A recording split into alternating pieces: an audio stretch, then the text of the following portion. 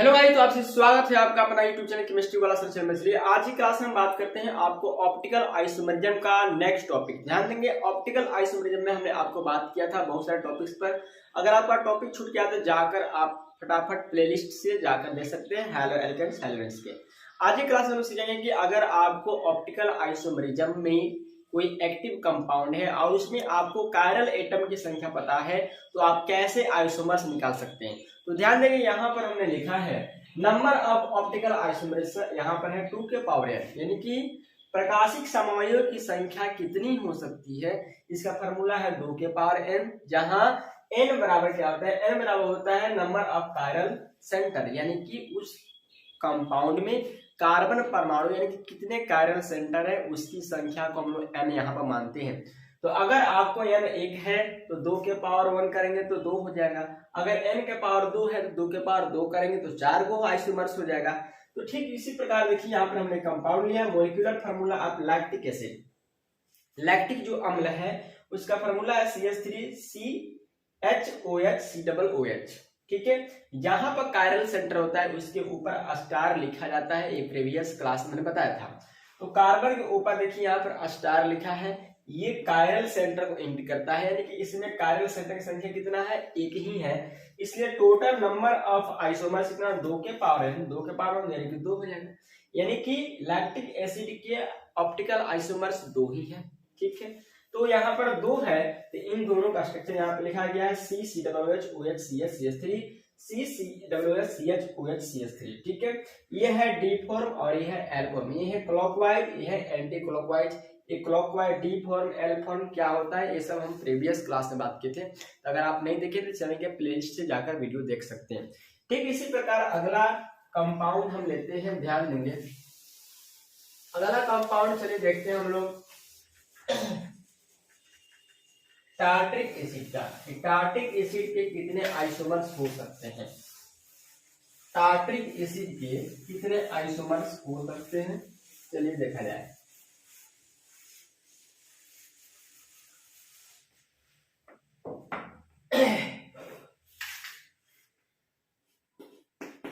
Tartaric अम्ल, tartaric acid. Tartaric acid का formula क्या है, ध्यान देंगे, COOH, ठीक है, COOH, उसके बाद है CHOH, ठीक है, फिर है CHOH और फिर है COOH। ये कायरल सेंटर कहाँ कहाँ है इसको आपको देखना है, एक CH के ऊपर है, ये है OH और एक C के ऊपर है और ये OH। ये है किसका फार्मूला, ये है आपको टार्ट्रिक एसिड, टार्ट्रिक अम्ल का फार्मूला। यहाँ देखेंगे COOH, फिर CHOH, COOH, यानी कि कायरल सेंटर यहाँ पे देखिए, कार्बन के ऊपर स्टार लगाए, आपका ऊपर स्टार लगाए, यानी कि 2 को कायरल सेंटर है। तो लिखेंगे number of chiral centre, number of chiral centre कितना, 2 को है, इसलिए total isomers, optical isomers, total optical isomers कितना हो जाएगा, तो 2 के पावर n, यानी 2 के पावर 2, 2 दूना कितना होता है, 4 हो जाता है, 2 दूना 4, यानी कि इसके टार्ट्रिक एसिड के बाय फार्मूला से 4 आ रहा है, लेकिन 3 ही बनता है, एक ऑप्टिकल इनएक्टिव होता है, ठीक है। तो यहाँ पे चारों हम बताते हैं, लेकिन एक जो है ऑप्टिकल इनएक्टिव होता है, इसको हम लोग आइसोमर्स में काउंटिंग नहीं करेंगे, लेकिन फिर भी स्ट्रक्चर हम लोग बना लेंगे, ठीक है। चलिए ध्यान देंगे, तो पहला जो आपका स्ट्रक्चर है ये है COOH, यहाँ पर मान लीजिए H हो गया, यहाँ पर OH हो गया, फिर C हो गया, यहाँ पर OH हो गया, यहाँ पर H हो गया और यहाँ पर COOH हो गया, ठीक है। दूसरा COOH, यहाँ पे हो गया OH, इधर हो गया H, C, यहाँ पे हो गया H, इधर हो गया OH, C डबल OH। ठीक है। तीसरा ध्यान देंगे C डबल OH, यहाँ पे हो गया OH, यहाँ पे हो गया OH, यहाँ पे हो गया H, यहाँ पे हो गया H, यहाँ पे हो गया C डबल OH। ठीक है, कंडीशन देखिएगा। और चौथा है C डबल OH, यहाँ पे हो गया H, यहाँ पे हो गया H, यहाँ पे हो गया OH, यहाँ पे हो गया OH और यहाँ पे हो गया C डबल OH। अब देखिए चार इसका क्या है, C डबल OH, OH, फिर CH, OH, C double OH, है ना। अब ध्यान से देखिएगा इसमें क्या कंडीशन क्या है।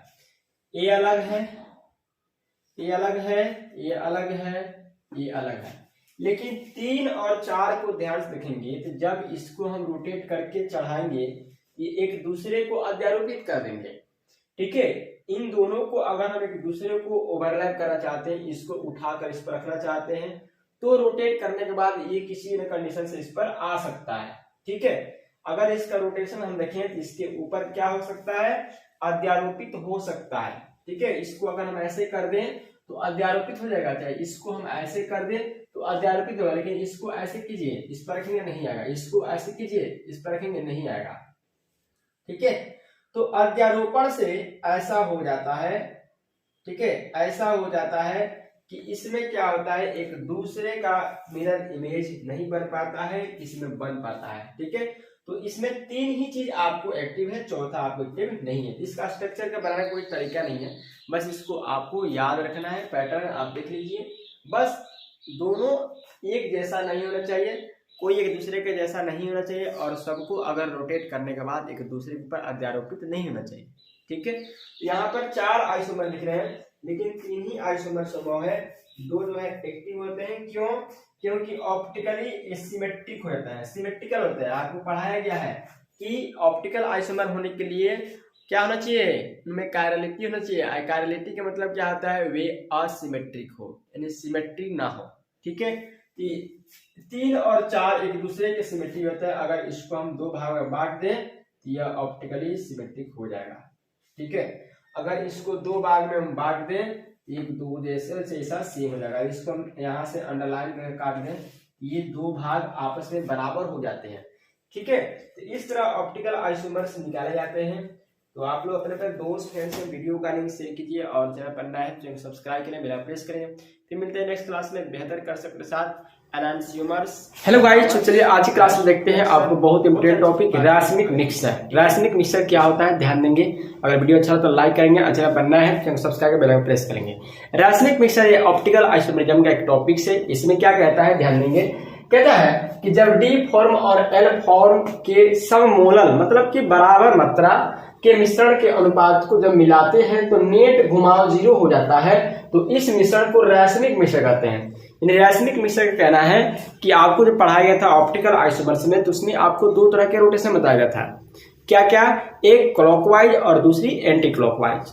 तो क्लॉकवाइज एक अलग सा रोटेशन है और एंटी क्लॉकवाइज एक अलग सा रोटेशन है। लेकिन यहाँ पे कहता है कि डी फॉर्म और एल फॉर्म यानी कि डेक्स्ट्रो रोटेटरी और लेब रोटेटरी, दक्षिणावर्ती वामावर्ती दोनों रोटेशन यानी कि दोनों के अमाउंट को 50-50% अगर दोनों को आपस में मिला देते हैं, तो एक क्लॉकवाइज था एक एंटी क्लॉकवाइज, और दोनों को एक में मिला देंगे तो कोई रोटेशन नहीं होगा, नेट रोटेशन 0 हो जाता है। इस प्रकार के मिक्सचर को हम क्या बोलते हैं, रासायनिक मिक्सचर।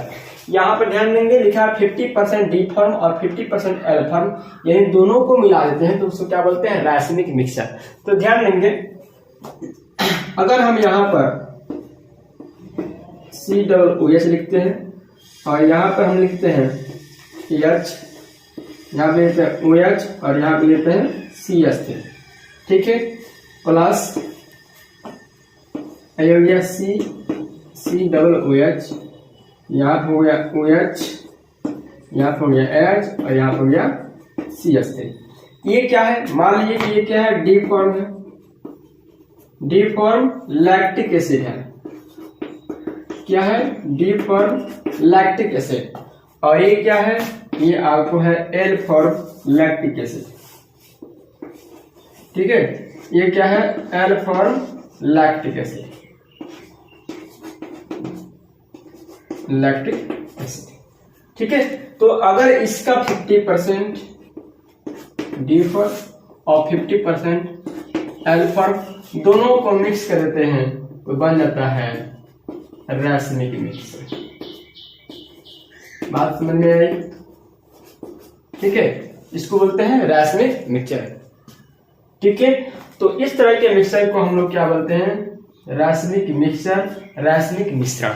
ठीक है, तो इसमें रोटेशन क्या होता है, 0 हो जाता है, यानी कि D form lactic acid, D form lactic acid, D form lactic, L for lactic, कोई भी कंपाउंड हो उसका 50% अगर अमाउंट को मिक्स कर देते हैं बराबर अमाउंट को, तो उनका जो रोटेशन है 0 हो जाता है। इस तरह का कंपाउंड, इस तरह के मिक्सर को क्या बोलते हैं, रासायनिक मिक्सर। ठीक है।